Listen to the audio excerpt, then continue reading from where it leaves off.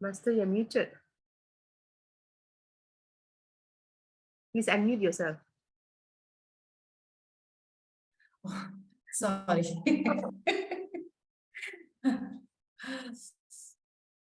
My pranams to all the great masters, my parents, and all of you here, and every master, known, unknown, and to my higher self. Thanks, pranam, pranam. So, first of all, hello to everybody.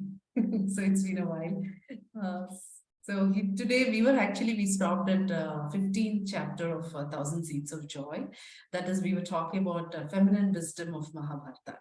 So I was just left with 3, 4 questions. But I'll just go over a brief recap. So today, Tila ma'am, I don't think I'll be taking more than 15 minutes because just a recap and the 3 questions. So I'll just go, yeah. And if I was prepared with 16 chapter, I would have continued, but I'm sorry. I would love to hear all of your spiritual journey stories. So please, yeah, bear with me with 15, 20 minutes. So in this feminine wisdom of Mahabharata, mainly Goddess Lakshmi is talking about 3 incarnations. That is during Mahabharata, that is, we're talking about Dwapara Yuga, before Kali Yuga. Dwapara Yuga, in this Yuga, basically she came as 3 roles. That is a maiden, crone, and a one more devotee. One more role. So that is, so as a maiden, she was in a Draupadi's form, who had 5 husbands and who helped them through this journey during the Mahabharata. It was each one's sole purpose, each one's journey, that they came for a purpose. And okay, so give me a second. So just start. Sorry. Yeah. Talking about Draupadi. Yeah. So as 3 roles, like I said, that is maiden, matron, and the crone. As maiden, it was Draupadi, who was his devotee, mostly his devotee. And as matron, it was his wife, Rukmini. And as a crone, it was crone basically means elderly person, or it need not be in age per se, but a spiritually higher self, or sometimes even age. So it's a mix and match of everything. So basically, it's a very mature, knowledgeable person who is full of wisdom. That's what mainly it means. So it is, as a crone, it was his acted as a spiritual friend who is Radha. So here, mainly there is a lot of questions. Like all of us, even I didn't know much about Radha. We were always all the TV and movies. The way they show Radha Krishna is completely different as to what it is actually. That's what Mahalakshmi clears here, saying that the love of Krishna and Radha is more of spiritual kind. So it's now I properly, after reading this again and again, even today, I mean, honestly, after reading this, I understood more clearly than before. So it's like Radha connecting to her higher self and Krishna connecting to the higher self, and they working together for the betterment of people on earth. So it's a higher conscious level. How do I put it? Higher pragnasthiti, they say. Uh, so that's what is higher conscious level. That pragnasthiti is where they become one. And this, when we say one, it's not consummation. It's about working together as one unit, as one entity. So they were both working as one entity. Now, we might think, what was the need for it? But the very sole purpose of their incarnation or their janma on that particular time in Dwapar Yuga was for the betterment of surroundings or Bhudevi. The reason, after listening to a lot of other, not exactly this side by side, when I listen to other spiritual pravachnas or Bhagavad Gita or anything, that's what I understood, that that was the start of Kali Yuga. So they say Duryodhana, when he was born, Kali Yuga started at that point of time. So definitely it was Dwapar Yuga. That was the end of Dwapar Yuga. So that is when Kali Yuga had already stepped into our physical form. So Krishna mainly he came to help people, and the whole Bhagavad Gita concept was to help people. There is something. See, you can live like this. to have a better life, to follow dharma as such. So that's why, so in this, the purpose of their birth, both Radha and Krishna, because they knew the Kali Yuga is already, he's ready. So they had to bring some, or I would say the way they lived was for the, so that we could learn, they were like guides, beacons. We could look at them and we could learn from them and learn and, for the spiritual upliftment of all of us from that time, not just today, us here, from that time, from the time of Krishna and Radha. So that was the sole purpose for their Janma there. And then the author says, then why don't we know much about you? Why is it only Krishna and Bhagavad Gita and his story, Pandavas, Kauravas? So Radha makes it very clear here, Mahalakshmi makes it very clear here that it was not her sole agenda to be known. It was not her journey. She did not take birth to show others that why I came, what you want to know about me, what I like, what I don't like. No, no, no. That was not the purpose. The whole hero of that era was Lord Krishna. That's what she says. It was not my task to reveal myself, but my task was only to support Krishna in every aspect of his life. So what does that support Krishna means? Together they used to connect, and there were times, she says at one point of time, she says she had so much, this is like Adhyatma level, that is a spiritual, she was enlightened soul, right? The spiritually enlightened soul. So she could help Bhudevi, earth, with the, even the change of seasons, the star alignment. That's what, after reading this chapter, I understood that the star alignment is so much directly proportional to the seasons on earth. So see, there's so much we don't know here, that it's so much of every chapter, every answer is like a new, new information, or everything is new for us because we hardly know anything. So that's what she says. She used to play with the star alignments and, for the seasonal changes, and a lot of such activities she was helping with Mother Earth.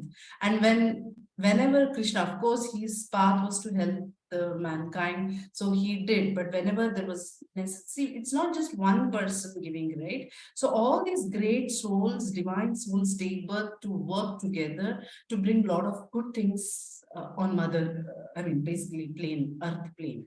So that's what they did. And of course, here Rukmini has also a major role, but of course, they don't talk much about Rukmini in this chapter.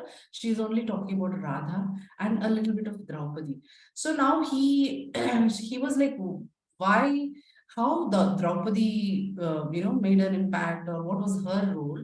So again, she says here, Draupadi was just like another part. She was like a devotee to Krishna. Why she had to enter the scene was because she had to help these five Pandavas attain their soul purpose in, or help them with their soul agenda. So that's why, if only because that's when I understood, when Mahalakshmi said, I didn't know Draupadi was also a part of Mahalakshmi's incarnation. I just knew that she's Agni Kanya. That's what they say in all our scriptures, because she came from fire, Agni Kanya. But then she was that's how, that's why she was so powerful. Now, after reading this chapter, I understand that because she is a part of one Mahalakshmi's incarnation. So that's why she had so much of higher conscious knowledge, that she could help her husbands in their journey. So this is about, then she talks about Sri Ravi Shankar, and how, it's like pure joy and all his satsangs. It's basically, she relates it to the love. And here again, when she's again and again talking about love, and again she mentions, it's, even though there was love between Radha and Krishna, it was spiritual, yes, definitely physical, not sexual, and emotional level.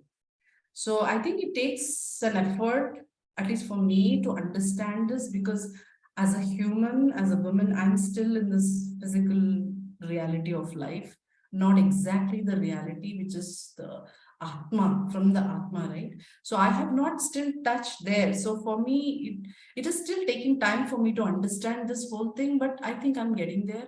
So she talks more about deeper love. And she says, It's called as Vajra love. So now what is Vajra? Vajra is diamond. So we all know Vajra is what they call it as. It's very hard. It's very clear, crystal clear. Vajra is crystal clear, right? So that's what she says. And why Vajra? She again says because it's pure. And how come we call this as Vajra love? She says when the three lower chakras surrender. When you say surrender, I think when it opens up and they align with other higher chakras.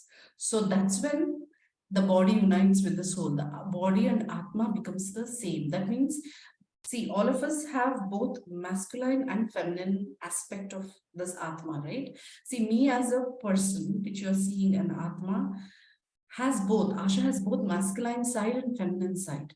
So that's what is that's both that merges. That's when the body and soul merges. That's what she says.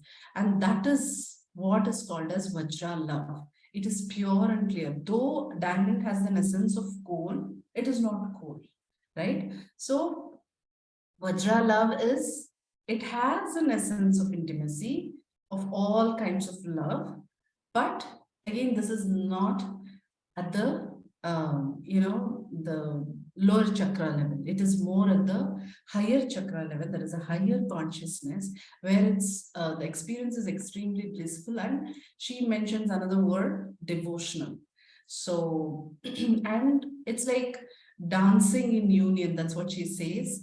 And I think it mainly she's talking about the energy part, right? It's not about the body or other physical aspect. It's the energy part. We all know, we all have a higher conscious level. We all have, whenever, I think most of us, when we have experienced through meditation, how our energy level raises. So I think we can understand that part when she says that. And again, she mentioned there was definitely physical contact, but nothing like consummation. So then he asks, why not? Why not an intimacy beyond physical level? So she says it's like, how do I put it? It's like oneness of one higher self in the physical level, which helps for the transformation, and at the same time joining with the spirit, that's the Atma, to meet the vibrations of the Atma. So again, in sexual love, that's not the case, but this love, it's purely focusing on exchange of energy. So that's what I understood. When the lower chakras opens up, we cross the physicality. We come up to the heart chakra, Agna chakra, or this Vishuddhi, or anything higher, right?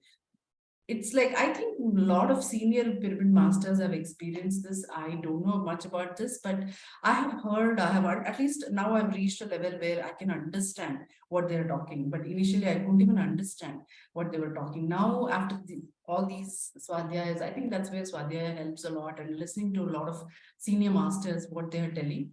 So that's what she says. It's a mixture of your Atma with the higher conscious, that is when you cross the three chakras, lower three chakras. Then, so she says that's the kind of love we shared with each other, which helped us to heal earth. Again, she uses the word healing. There, both Krishna and Radha's union, that is at a higher conscious level, was mainly to heal earth. So we all know at that point only how much a lot of things were going on. That was adharma was going on. So I think earth needed healing. So that's why they helped. Their purpose was to help. Then again, there is one more question. I think this is the last question, which the author asks. There is so much talk about love, and he says a lot of talk about gopis and gopikastris. All of us have heard, right? They used to dance in Vrindavan and all that. So he asks, what are those stories? Is it? And we've also heard that gopis were the sages in their past life. And is this true, or what is it? He wants to know. So she says, yes, half of the gopis were the actual sages from their past life, and other half were the followers of these sages. So why did they take birth in this Dwapar Yuga when Krishna was there? That was purely because they could not live without him. So they said, Krishna, wherever you go, we will follow you. That's why they came. It's not that Krishna wanted them to come. No, Krishna doesn't, he's beyond everything. He's Chinmay. He doesn't need anybody or anything. But others, all of us need him. That's why they went, because that is, she says, is ecstasy of love. They were so much in love. Some of them had the matron, a motherly kind of love for Krishna, and some of them were maiden. So that devotion for him, they couldn't think of anything else other than Krishna. So that's why they followed him. So there it was like dancing. Their union was like dancing in that divine, pure love, that bliss. That's what she says. And so the last question is, so there is physical closeness and possibly some intimacy, but it does not mean that it is sexual. She says, yes, physical contact can allow sacred transmission of life energy. So that's what she says. And that is not always romantic. So whenever we speak about love in our sense, right, we, especially between a man and a woman, we always talk about romance or sexual love or those kind of. She says it's much beyond that.